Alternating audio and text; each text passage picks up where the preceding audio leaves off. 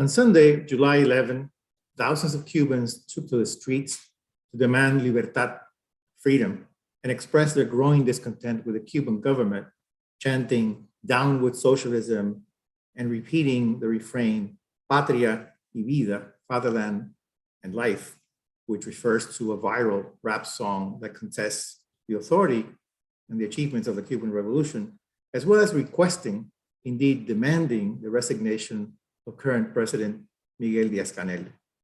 The protest started in the town of San Antonio de los Baños, near Havana, then continued in Palma Soriano on the eastern province of Cuba, and then spread to more than 50 sites across the island, including Havana and Santiago. The mostly peaceful demonstrations featured a large number of young Black Cubans, as well as people from all walks of life, from different provinces, different ages, perhaps occupations, as well as ideologies. The protests were triggered by a series of interrelated factors. Mostly, and most immediately, the coronavirus pandemic, particularly in the province of Matanzas, which recorded the highest number of recent infections, deaths, and hospitalizations, and thus creating a crisis in healthcare that the Cuban government hasn't been able to resolve. A second factor has been the ongoing economic recession that began before the pandemic and continues to this day. By official accounts, the Cuban economy declined by 11% in 2020. It probably will continue to decline in this new cycle. This was related especially to the collapse of the tourist industry, which is the mainstay of the Cuban economy, and particularly to the decision to close all airports and all borders in Cuba during much of last year and the current year, given the pandemic. Thirdly, the tightening of the US embargo under the Trump administration certainly made life more difficult for Cubans, ordinary citizens who were unable to find enough food, fuel, medicine, and other basic necessities as a result of the increasing restrictions. Fourth, the loss of massive subsidies, particularly oil imports from Venezuela, which is undergoing its own economic and political crisis under the Nicolás Maduro regime, was a major factor even before the pandemic, but again, intensifying during the past year and a half. And finally, I would add the so-called internal embargo, which critics use to refer to many of the policies of the Cuban government regarding its own population, and particularly self-employed workers, which are now tolerated, but are faced with growing restrictions, taxes, and in general, a negative atmosphere to grow and prosper. As a result of these policies, there is growing evidence of political unrest in Cuba, dramatized by the November 30 events of last year, where a large number, in the hundreds, of independent Cuban artists and writers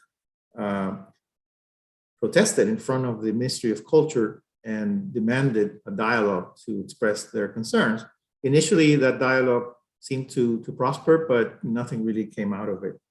But what has happened since November 30 is that a number of artists who are connected to the San Isidro movement, which is the name of a poor neighborhood in Havana, have become very visible internationally, particularly its leader, Luis Manuel Otero Alcántara, who staged a hunger strike recently and was forced to go to the hospital and was released. He is now actually seems to be under custody of the state after the recent protest.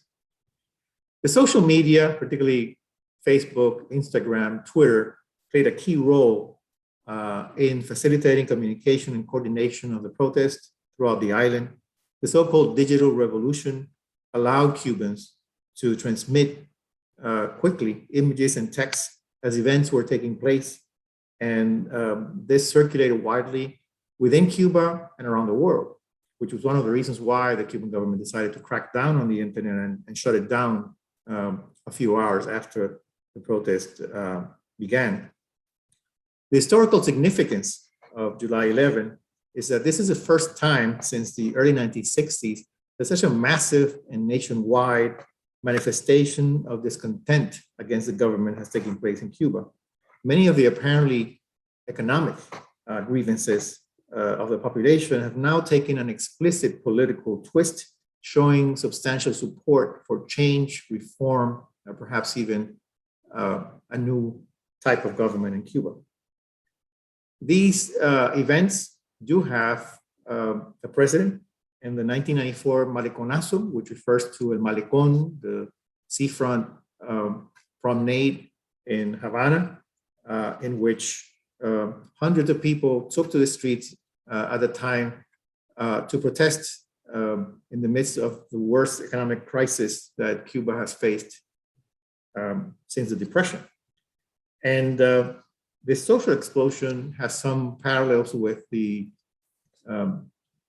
July 11 events, but they were quickly put out by the government. The crowds were dispersed. Fidel Castro, the maximum leader at the time, appeared on the set and then a few days later announced that any Cuban who wanted to leave the island could do so. Of course, that led to more than 30,000 people in August, September of 1994 in the so-called Balsero crisis. So this is a new, unprecedented type of phenomenon that we're witnessing in Cuba, at least in the post-revolutionary period. There were early signs that something was going on, but we weren't really sure what was going on. To give you one example, the number of Cubans detained at sea by the US Coast Guard increased by more than 10 times from less than 50 in fiscal year 2020 to more than 500 this year. And the year hasn't ended for the US Coast Guard, so we'll probably have more than that. And although this compares unfavorably with the 30,000 people who left in 1994, it still is a substantial number, which could become a major trend. And of course, rising undocumented migration from Cuba, as well as other places in Latin America and the world, typically reflect growing levels of poverty, unemployment, and generally frustration and desperation, particularly among younger people who are fed up with such conditions and decide to try their luck somewhere else. The statistical indices of the deterioration of the well-being of the Cuban population suggest, again, that the quality of life in Cuba is very difficult to sustain, and that people struggle on a daily basis just to get by, not to mention keep a dignified sense of their life.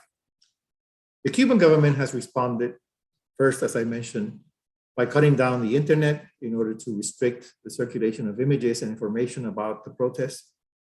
The president of Cuba, Miguel Díaz-Canel, improvised a press conference in which he called on revolutionaries to defend the revolution, to go out into the streets and do whatever was necessary over the dead bodies to defend the revolution. And that was interpreted as a call to violence and even perhaps a civil war. Then the government arrested well-known dissident leaders, some of whom are still not accounted for. As a result of the protests, the government mobilized police, military, and paramilitary forces, which are still out in the streets trying to control the protesters. And then recently, the government has blamed the United States. This is sort of a knee-jerk reaction in the rhetoric, particularly the embargo for all of that happened on July 11, and particularly on a supposedly social media campaign to exploit and to agitate the Cuban people, and even calling this an aggression rather than an explosion, a social explosion. The United States government, for its part, has supported the right of the Cuban people to demonstrate peacefully. It has asked the Cuban government not to resort to violence in dealing with the protests. And also, it has vaguely promised to help the Cuban people somehow, although it's not clear exactly how that is going to take place. And finally, President Biden himself announced that they will soon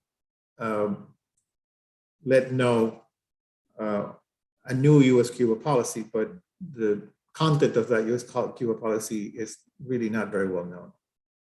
The Cuban American community has responded by, again, taking to the streets in Miami and New York and other places around the United States and elsewhere where they congregate to express their support of the Cuban protest.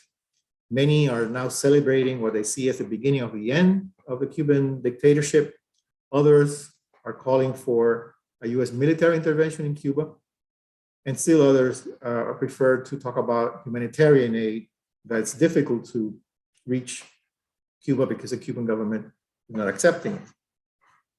The policy options for the Biden administration seem to be primarily, as Joe Biden said during his campaign here in Miami, to ease the restrictions on Cuban American remittances and travel, perhaps reopening the consular section at the US Embassy in Havana so that a regular flow of legal migration can continue to take place. Perhaps removing Cuba from the list of state sponsors of terrorism, although that move is probably going to be politically costly, given that many Cuban Americans have supported that reinstatement of Cuba in that list. And I think more reasonably, the Biden administration will probably try to find the midpoint between Obama's policy of engagement with Cuba and Trump's policy of isolation and restriction. How that kind of policy could develop is still very much unclear as we speak. What's likely to happen next? Hopefully, violent confrontations between supporters and detractors of the Cuban government will cease. Perhaps the Cuban government will reassess some of its policies, such as a selective opening of tourism resorts in Varadero and other places that have experienced an outbreak of COVID-19. There is increasing international pressure from the United States, the European Union, and some Latin American countries to respect the right to peaceful demonstration in Cuba. Restoration of the internet will probably take place soon, but at the same time, the Cuban government will continue to attempt to restrict, control, and survey its use by members of the opposition. There seems to be an increasing polarization between supporters and critics of the Cuban government, both on the island and abroad. And finally, I would hope that both parties will be able to find productive ways to reconcile those opposing viewpoints and perhaps reach some sort of dialogue promoting a peaceful resolution of conflicts so that the Cuban people as a whole will come out of this crisis strengthened and more and ready to face its future.